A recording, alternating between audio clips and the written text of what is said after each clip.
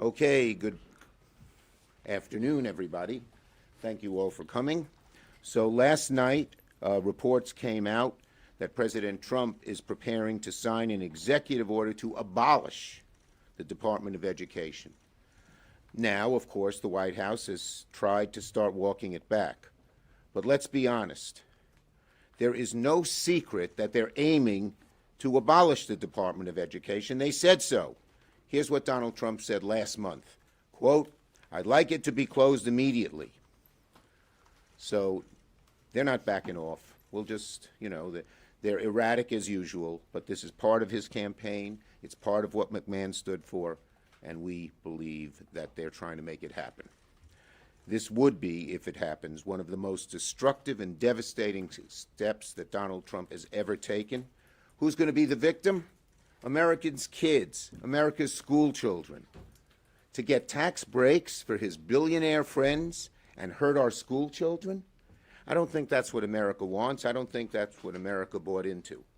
I sent my kids to public schools in New York City.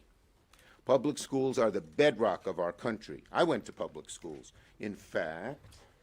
And they don't always succeed, as you saw, most of the time. We went to Madison High School together. And I think PS 197? Yes. Okay.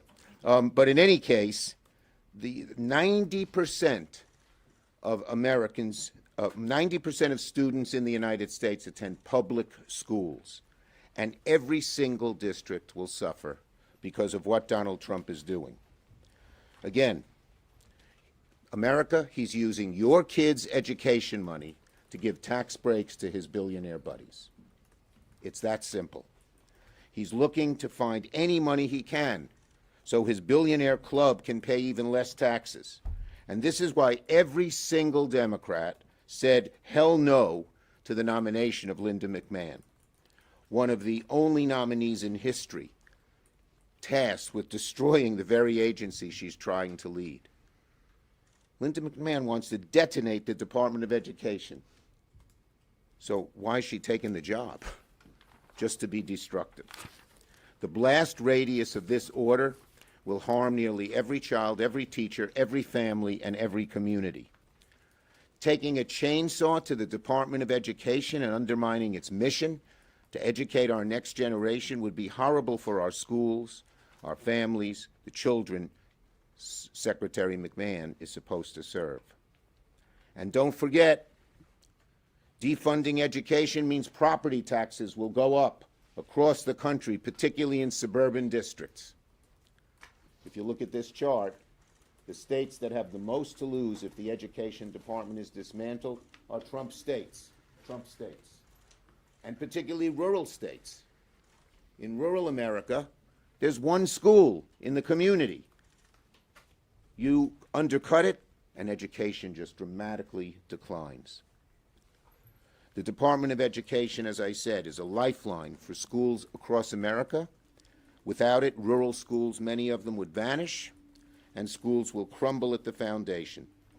And education is the best investment for a struggling community. Without good schools, without the funding to support these schools, children will be hurt, our country will be worse off, and the American dream falls by the wayside. Kids with special education, in particular, will be left out in the cold. We've struggled for years to give these kids a good chance out the window to help the billionaires. Class sizes will explode, job training programs will vanish, college will become more expensive and out of the reach for more middle-class kids, homeowners will be hammered with rate hikes. So you look across the board, they're just going at it with the Elon Musk chainsaw blowtorch approach. If the Republicans want to work together with us on real education reform, we'll be the first in line to do it. If there's things that are wasteful, show us what they are. But don't use the chainsaw to just eliminate the Department of Education and public education because you're gambling with our kids' future. Democrats will fight this awful decision every step of the way. Senator Sanders. Thank you very much. Thank you, Chuck. Elon Musk, the wealthiest person on earth, at the behest of President Trump, is now on the warpath against the working families of our country. Saving money by dismantling the Department of Education, which, by the way, is illegal and unconstitutional, so that the billionaire class can receive huge tax breaks, is terrible public policy and morally reprehensible.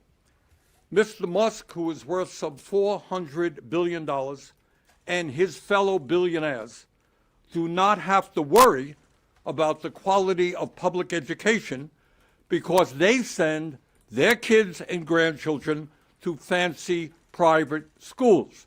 So what happens to public education is not of great concern to them. But for the working class of this country, high-quality public education is an imperative if their kids are going to do well in life. And the cutting of funding for 26 million low-income and working-class students, many of whom are in rural states like Vermont, will be a disaster.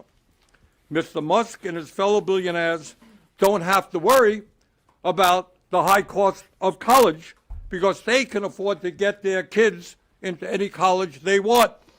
But that is not the case for the 7 million working class families who depend on Pell Grants to get a higher education. Years ago, parents who had disabilities had no decent option as to how to do well by their kids. We have made progress in that area over the years. But if Mr. Musk gets his way, 7.5 million kids with disabilities may be unable to receive the services they need in a high-quality public education. What happens to those children? What happens to those families if those services are cut? The department also enforces our federal civil rights laws to ensure all kids can get a decent education no matter what their race, creed, color, or gender may be. And let's be clear, if the federal government ceases to fund the educational needs of working class communities, that will mean higher local and state taxes to fill the void. In other words, shutting down the Department of Education would be a disaster for low-income and working-class families in every state of our country. Do we need to make the Department of Education more efficient? I believe we do. Do we need to destroy it and wreak havoc for working-class families across this country? Absolutely not. And let me conclude by simply saying this. We are the wealthiest country in the history of the world. We should have the best educational system in the world. Among other reforms that we need to introduce is we need to attract the best and the brightest into teaching. Minimum salary should be $60,000 a year. We need to greatly strengthen child care, after-school, summer programs. We need to invest in the mental health of our kids. We need to fully fund the Individuals with Disabilities in Education Act. Bottom line, our job is to protect low-income and working-class kids all over this country. It is not to give huge tax breaks to the billionaire class and the oligarchs. The American people must stand up and tell Trump and Musk, we must not dismantle the Department of Education. Thank you. Thank you, Bernie. Senator Murray, former chair of the Health Committee, Yeah. now ranking member of Appropriations. Thank you very much. Well, let's be clear. We may not know when, but we absolutely do know Trump is preparing to ask the Department of Education to slam every door they can in the face of our students. And let's not pretend for one single second we think he's serious about doing so while following the law, because the very premise of his plan, shuttering the Department of Education, fundamentally goes against the bipartisan laws we have passed, established, and funded. And it goes against a very basic principle in this country. We put our kids first. We do everything we can to set them up for success. That our future depends on whether our kids get the support they need to grow and thrive. And it doesn't take a former teacher to tell you how obliterating the Department of Education hurts students. I think even a preschooler could tell you this is a terrible, terrible idea. Trump and Elon Musk want to do to the Department of Education what they did to USAID. They don't care what they can legally do. They will act first and not care about the consequences. Trump's move to dismantle the Department of Education, fire the people who keep it running, and terminate funding will mean fewer teachers at our public schools. It will mean students stuck with outdated technology. It will mean less access to special education for students with disabilities, and states and schools will have to pick up the cost. It will mean no enforcement of basic education standards and no data helping us know what is working and what is not working. It will also mean more barriers keeping students out of higher education, fewer career training opportunities, fewer watchdogs protecting our students from predatory for-profit colleges and predatory student lenders, and from discrimination, harassment, and sexual assault on campus. That is all just the reality. Get ready for the disinformation now, because you can bet when they realize how painful and unpopular this is, they're going to try and pretend everything is roses. They will say, oh, this won't go away. Oh, we'll just move this somewhere else, as if we haven't already seen how they operate, with as much chaos and pain and damage as they can inflict. We know that playbook. We are seeing it everywhere. And as we saw from Trump last time, just because a program won't disappear doesn't mean it will still work. In Trump's first term, he didn't abolish public student loan forgiveness. That's also written in federal law. But he broke it so badly as he possibly could, to the point where 99% of applications were rejected. So how is that functionally any different? That's what Trump and Musk and McMahon are planning to do to the entire department. They're going to break it up into pieces and then break the pieces. Trump and Musk don't know what it's like to count on their local public school having the resources to make sure their kids get a great education. They don't know why Pell Grants are so important, and they don't care to learn why. They want to break the department, break our government, and enrich themselves. However, we are not going to let the department and the programs it supports for our kids go down without a fight. I first got into politics many years ago to save an education program. I was told I couldn't make a difference because I was just a mom in tennis shoes. Well, here's the thing. There are a heck of a lot of moms and dads in tennis shoes out there, and they do not play when it comes to their kids' future. I saved that program back then by getting moms and dads to join with me, speak up and say, wait, our kids come first.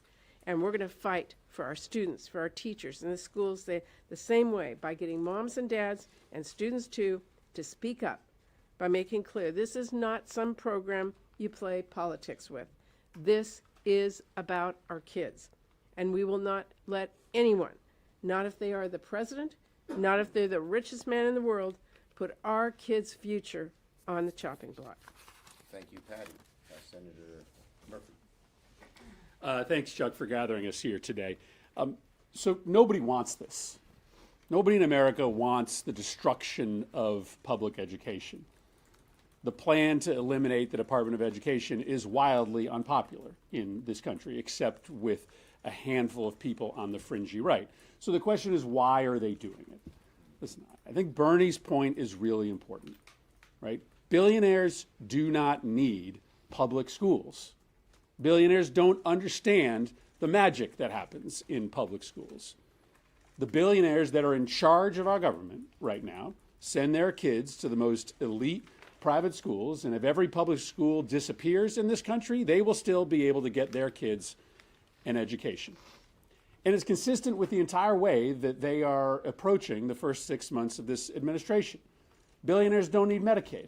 So to them, it doesn't matter if Medicaid disappears and rural hospitals close and addiction treatment centers shutter their doors, because the billionaires will still get their health care. They talk about Social Security being a Ponzi scheme. They're shutting down Social Security offices around the country because they don't need Social Security. They're billionaires. They're never going to need a Social Security check like millions of American seniors do in order to put food on the table. So the billionaire mindset is just different than ordinary average Americans. And that's why to them, public education doesn't matter.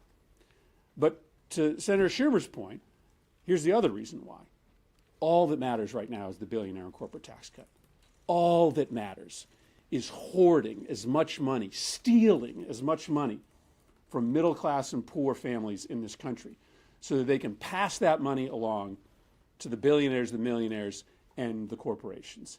Everything that they are doing is about making sure that they shrink the parts of government that help regular people so that they can pass along more benefit and more help to their billionaire friends. But then here's the last piece of the story of why. The billionaire class, the corporate class, the private equity class, they are sick to death that they don't have their hands inside the Department of Education Treasury, that they can't get their hands on our schools like they've gotten their hands into our healthcare system and into every other aspect of our economy. What they want to do is to sell off our public schools to the highest bidder. Right? The voucher program that they're talking about, that they will be more easily able to implement if the Department of Education is gone, is really about just making it easier for the billionaire and corporate class to be able to buy up our schools so that they can make money off of it like they make money off of the Medicare program, like they make money off of so many other aspects of our government. So if the Department of Education closes, it's going to hurt millions of families in this country. It's just going to enable the theft of resources from regular families to pad the pockets of the billionaires. But it is also likely to result in you waking up one day and finding out that your local elementary school that your kids go to is owned by a private equity firm on the other side of the country and is being run for profit instead of being run for the education of your kids. So this is deeply unpopular. Nobody wants the Department of Education eliminated, and it's really important for us to explain to the American people why it's happening. Senator Peters. Thank you, Senator. Well, this is a very personal issue for me. I'm the son of a public school teacher. I'm the product of the public schools. My children all went to the public schools as well. And as my colleagues highlighted today, the Department of Education plays a critical role in student success, from providing IDEA grants to support students with disabilities, to Perkins grants to support career and technical education, and Pell grants to make sure that Americans can go to college. Dismantling the Department of Education is also going to just absolutely open up the floodgates for this administration to privatize education, as Senator Murphy said. And funding that is taken away from public education, we know where that money is going to go. It's going to give tax breaks to billionaires. Newly appointed Secretary McMahon and Republicans in the past have tried to sell some of this program as school choice, but it's basically a voucher program, as Senator Murphy mentioned, which gives private schools private schools will then have the ability to handpick students and close their doors to everybody else. We've already seen this private school voucher program in many states, and we'll talk a little bit about Michigan, where Republicans were led by former Education Secretary Betsy DeVos, when she attempted to direct taxpayer dollars away from public schools. Vouchers in Michigan is overwhelmingly unpopular and was overwhelmingly rejected at the ballot. Republicans then in the Michigan State House later tried to slash public funds for public schools, to provide tax credits for private schools. Over $50 million diverted away in that effort, and voters once again overwhelmingly rejected that attempt just a couple years ago. Meanwhile, as Senator Murphy said as well, this is unpopular. 68% of Americans want to boost public education funding and give our kids the education and career opportunities that they deserve. That is an overwhelming majority.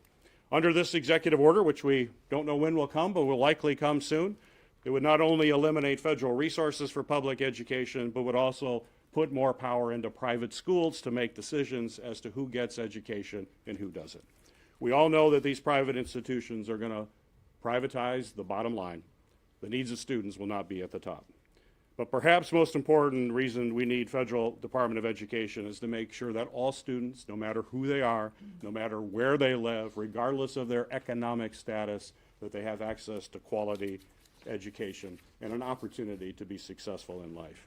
I would urge my Republican colleagues to join us in this effort to make sure that we do everything we can to protect public education, the Department of Education, and give every student the opportunity to be successful. Thank you, Gary. Questions on this subject?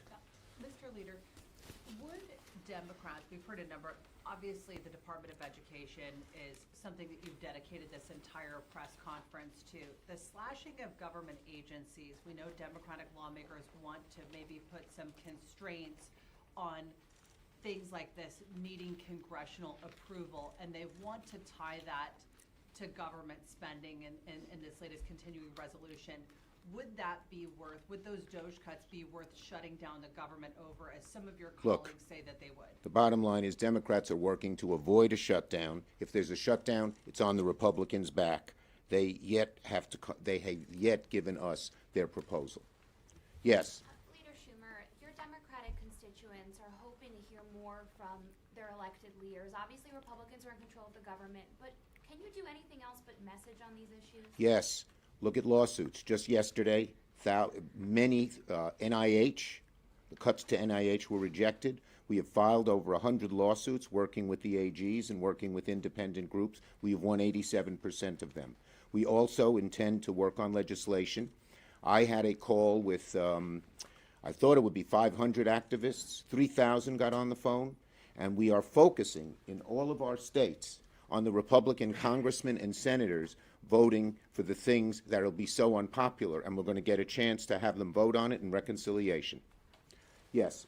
Have you heard any concern from constituents about how these cuts could affect other programs like school lunches, Head Start? Yeah, people, if you use this blowtorch to the Department of Education and eliminate it, kids are going to go hungry. They're not going to be, I don't know where they're going to get their breakfast, where they're going to get their lunches. The schools are going to be so hard pressed. And a lot of these programs are part of the Department of Education, as well as, of course, the Department of Agriculture.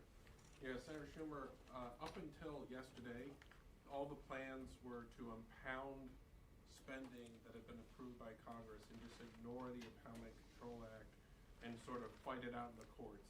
Yesterday, Republican senators started pushing back on Musk and saying, hey, send us a rescissions package that can bypass a filibuster here in the Senate. Wondering if you think that that is the appropriate way for them to actually try to cut spending, and are you looking forward to those votes? Look, first, we're having many ways to get votes, including reconciliation. Second, these programs are so what the Trump has proposed, whether it's tariffs or Social Security or Medicaid or tax breaks for billionaires, is so unpopular with the American people that the Republicans are ducking and trying to bob and weave and say, well, maybe we're for it, maybe we're not, maybe do it this way, maybe do it that way. Just the classic example. Don't have a town hall meeting, the Republican leaders told the Republican congressmen, because they're so unpopular. Day by day, the Trump-Musk DOGE program becomes more and more unpopular with the American people. The more they see it, the less they like it. Thank you.